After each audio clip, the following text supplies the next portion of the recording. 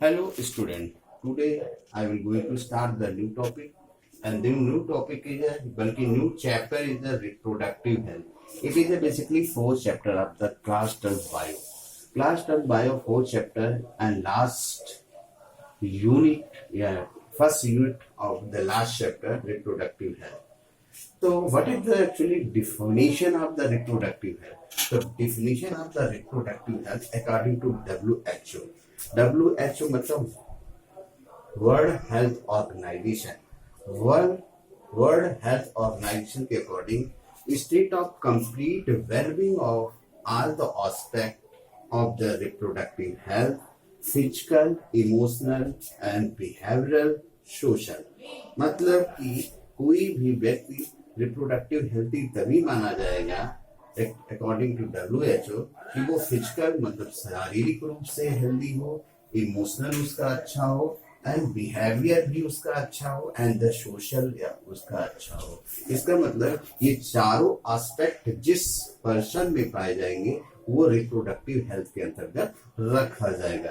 तो reproductive health का मतलब है it complete the four aspect.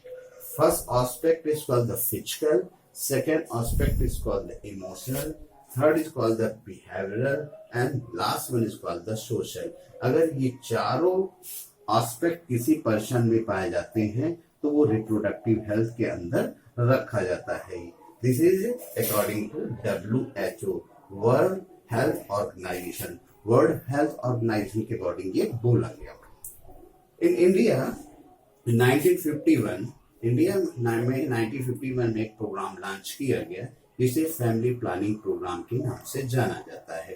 Family planning program it control the population. ये पॉपुलेशन को कंट्रोल करने की प्लानिंग थी। जो पॉपुलेशन ग्रेजुअली इंक्रीज कर रही थी उसको कंट्रोल करने के लिए जो प्रोग्राम लॉन्च किया गया इंडिया में वो 1951 में इसकी लॉन्चिंग की गई। And new name of this program, इसी प्रोग्राम का जो नया नाम है वो reproductive child health care program, reproductive child health care program के नाम से जाना जाता है। तो बेसिकली इसमें प्रॉब्लम्स कहाँ थी?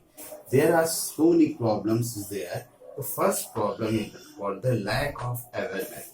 Person which are not well known about the reproductive health। Reproductive health के बारे में बहुत कुछ नहीं जानते थे। तो problem number 1 lack of awareness, उनको बहुत ढेर सारी जानकारियां नहीं थी। सेकंड प्रॉब्लम थी पॉपुलेशन एक्सपोजर। पॉपुलेशन एक्सपोजर का मतलब है पॉपुलेशन का बहुत तेजी से बढ़ जाना। पॉपुलेशन का बहुत तेजी से बढ़ना का मतलब ये हुआ कि जो पॉपुलेशन बहुत तेजी से बढ़ती है तो each and every living beings या human beings take some essential requirement from the our surrounding and सारी चीजें लिमिटेड है। अगर पॉपुलेशन एक्सपोजर होगा तो सबको प्रॉपर चीजें प्रॉपर वे में नहीं मिल पाएगी। Third is called the myth and misconception. लोगों में बहुत ढेर सारे मिथ थे एंड मिसकॉन्सेप्शन था कि जो बेबी आ रहा है वो गॉड गिफ्टेड है और इसमें हमारा कोई ज्यादा रोल नहीं है। एंड फोर्थ प्रॉब्लम ये थी कि illegal abortion and female pesticide. जो एबॉर्शन थे वो इनलीगल माने जाते थे या जो इनलीगल एबॉर्शन थे उसको करा लिए जाते थे। एंड फीमेल फीटिसाइड, और जो फीमेल होती है गर्ल्स चाइल्ड का गर्ल्स फीटस होता है उसको एबॉर्ट करा लिया जाता था। तो that is the problem. And last problem is the STD. STD मतलब sexual transmitted disease and that type of disease are transferred from one generation to other generation by means of the sexually contact। Sexually contact के साथ ये disease एक person से दूसरे person में जाती थी। इन सारे एस्पेक्ट या इस सारे चीजों की इनको जानकारी नहीं थी। तो ये इनकी बेसिक प्रॉब्लम थी। स्ट्रेटजी हमने पहले ये बनाई कि create awareness of STD. STD के बारे में हमने उनको अवेयर करने की कोशिश की। क्या कि कैसे एसटीडी से बचा जा सकता है। तो first contraceptive. If you have to use a contraceptive then you prevent the STD. STD मतलब कि अगर कॉन्ट्रासेप्टिव आप यूज करते हैं तो सेक्सुअल ट्रांसमिटेड डिजीज से आप प्रिवेंट हो सकते हैं। दूसरा स्ट्रेटेजी हमने बताया कि मेस्टुरेशन जो है it is a simple type of natural process and जैसे कि हमारे बॉडी में रिस्पिरेशन होता है, हमारे बॉडी में सर्कुलेशन होता है, जैसे हमारे बॉडी में डाइजेशन होता है, वैसे simple menstruation in case of female at the age of puberty, female में ये होता है कि जब नेचुरल प्रोसेस, ये बताने की जरूरत पड़ी कि अगर ये प्रोसेस होता है तो ये एक तरह का नेचुरल प्रोसेस है जिससे जो एग है वो बाहर की ओर रिलीज होता है। मतलब female are prepare for the fertilization, female fertilization के लिए प्रिपेयर हो चुकी है। एंड नेक्स्ट आर्ट्स मतलब असिस्टेड रिप्रोडक्टिव टेक्निक। कुछ ऐसे इनफर्टिलिटी कपल्स होते हैं जिनमें कंसीविंग या प्रेगनेंसी कंसीव नहीं हो पाती, ऐसे कंडीशन में उनमें प्रेगनेंसी को कंसीव करने के लिए एक टेक्नोलॉजी डेवलप की गई जिसको ARTS या आर्ट्स कहा जाता है। नेक्स्ट स्टडी हमने बनाई एजुकेशन ऑफ पीपल को एजुकेट किया। सेक्स एजुकेशन इन स्कूल में सेक्स एजुकेशन डालने की जरूरत पड़ी क्योंकि बच्चों को जो एडोलेसेंस बच्चे हैं, चाहे गर्ल्स हो चाहे बॉयज हो, दोनों को सेक्स एजुकेशन के बारे में जानकारी देने की कोशिश की गई जिससे ये पता चले कि ये सारे के सारे जो प्रोसेस होते हैं ये प्रोसेस बेसिकली कैसे होते हैं।